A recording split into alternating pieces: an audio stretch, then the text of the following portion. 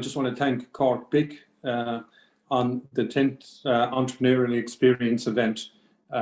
Unfortunately, we cannot meet in person this year, but hopefully next year we'll be back to that action point again. And I'm delighted to be here, albeit virtually.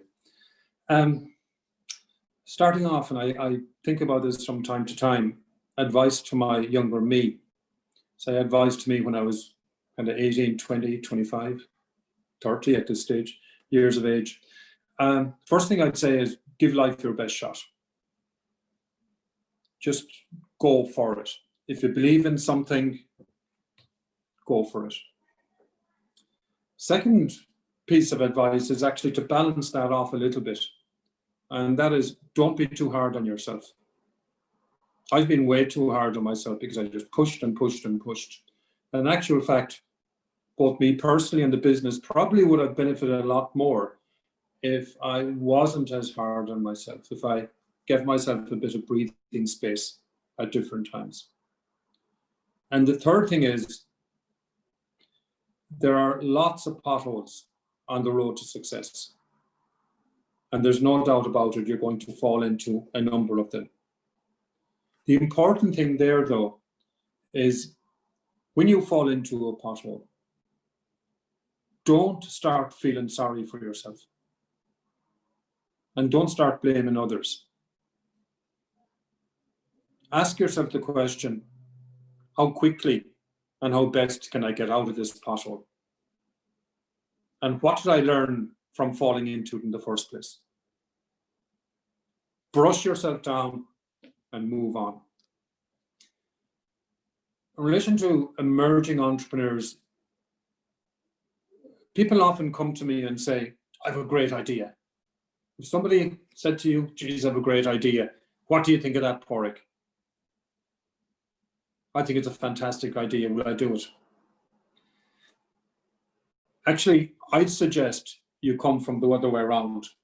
And this is for somebody who's starting a business, but also somebody actually, if you've created your business. Ask yourself the question, what problem are you trying to solve with your business? The first thing you do is you find the problem. And the greater the problem, the more people who have the problem, the greater issue it causes to people, the better you can create a solution that sticks and satisfies those problems. And then that's your idea. And the next thing you do is, how can I structure this idea into a business? Because I can clearly identify the problem. I've created the solution. Third step is, how do I connect the solution with those people who have the problem in a business setting that creates value for your customer, for you, for your employees, and all your stakeholders.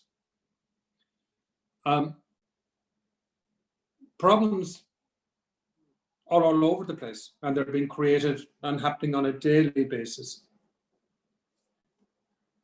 Third area I'd like to share with you, and these are just little small but key points in my view, is scaling your business.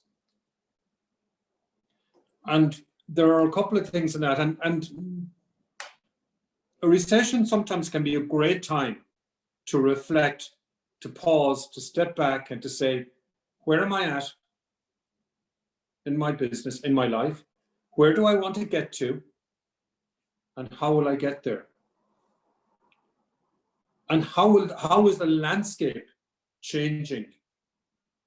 And what will the landscape look like on the other side of the recession? What's the landscape going to look like on a macro sense, nationally and internationally? What's the landscape going to look like in your business and in industry-wide? And can you pivot? In other words, can you reshape and remodel yourself so that your business is in the best position in getting through and getting out of this recession, this pandemic recession we're in at the moment? So that macro and micro awareness is really important. Obviously, one cannot actually go and do that unless you create a short-term strategy that you can action. And the short-term strategy is actually getting from point A to point B.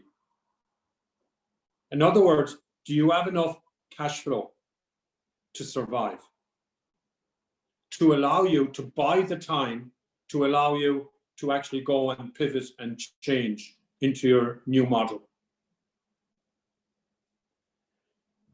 In my view, there are going to be some fantastic opportunities when we start coming out of this pandemic recession we're in at the moment. But it's up to each of us individually to identify those opportunities and actually to solve those problems. Henry Ford was once asked why he or how he thought about creating the Model T Ford.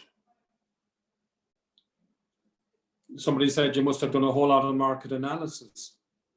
He says, no, I didn't. He said, if I went to the market, they would have told me to have faster horses,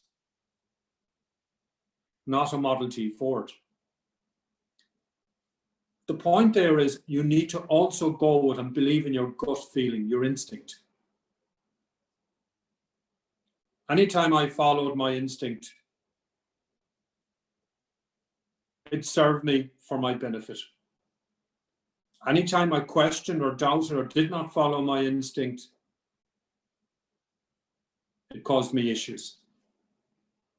Instinct is really important in life, and particularly so for entrepreneurship. And if you look at, and finally I'd say, the world with you versus the world without you. That's a mantra I use for years. So do you as an individual, does your business, does it make any difference whether you existed or not? Because if your business does not provide something of reasonably significant value add, people are going to come in and take your place. You're going to be shafted, you're going to be sidelined, and another business, another entrepreneur is going to take your place. So that world with you versus the world without you question is your sense of secure base to actually go and build your house, build your castle, whatever you want to build from there. So in summary, there are and there will be significant opportunities at the end of this pandemic. What we need to do as entrepreneurs is to preempt them. Where will they be? What are the problems that need to be solved? What problems exist now that are going to be exacerbated in a couple of months' time? And how can I pivot or restructure my business in order to be best positioned to go for that? And I need to reshape my business along that process. Strategy is great, but strategy is nothing without action. So you need to connect your strategy with your action and keep your business as simple as possible. One of the great things I really learned from Ryanair and admired from Ryanair's perspective is their basic premise was to keep their business model as simple as they possibly could. And they outsourced as much as they could, in many cases for free. They got passengers to carry their bags on board airplanes rather than getting their staff to do it. They, instead of paying travel agents commissions and so on and so forth, they actually did it online. They're one of the first in the world to do the whole online situation directly. So they actually cut out costs along the way and made their business model as simple as they possibly could. They only fly from A to B. They don't have relationships or interline agreements to other airlines. I'm not saying that you do exactly that. My point is I'm asking you to consider how can you simplify your business to make it as effective and as actionable as possible. So, Gura Mila Mahagi. Thank you, Cork Big, for inviting me and for allowing me to share my thoughts with you, with everybody who's online watching this now. And finally, give life your best shot. Slán go fóill.